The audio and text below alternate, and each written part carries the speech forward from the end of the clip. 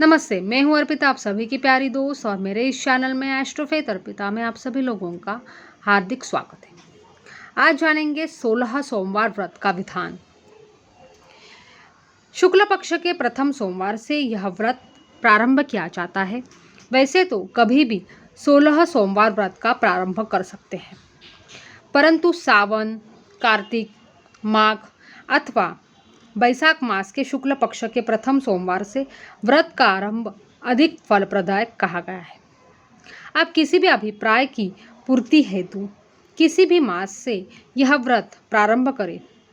इस बात का विशेष ध्यान रखें कि आप पूजन में एक ही शिवलिंग अथवा एक ही मूर्ति का पूजन करेंगे। यही कारण है कि इस व्रत के साधक मंदिर में जाकर शिवाराधना करने के स्थान पर अपने घर में ही शिवलिंग की पूजा अधिक करते हैं, जिससे यदि कभी नगर से बाहर जाना ही पड़ जाए तब उस प्रतिमा को अपने साथ ले जा सके। 16 सोमवार के व्रत में माता पार्वती और शिवजी का पूजन किया जाता है। शिवजी की पूजा आराधना में गंगा जल से स्नान और भस्म अर्पण का विशेष महत्व है।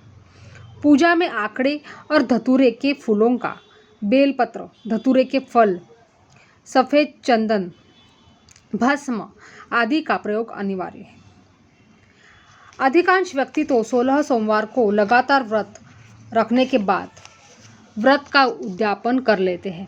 वैसे यह व्रत 9 अथवा 14 वर्ष तक भी किया जा सकता है।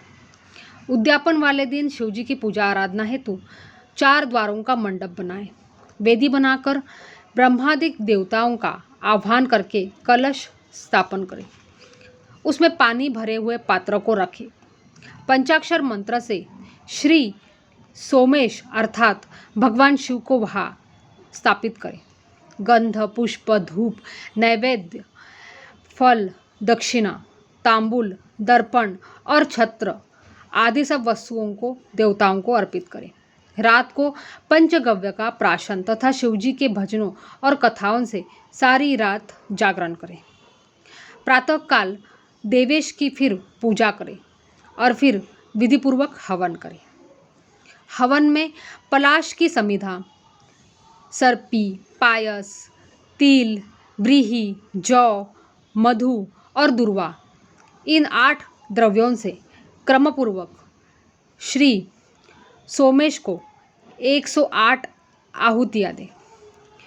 हवन की समाप्ति पर भूषण तथा दक्षिणा आदि से आचार्य का पूजन करें तथा व्रत की पूर्ति के लिए आचार्य को गऊ का दान दे सकते हैं।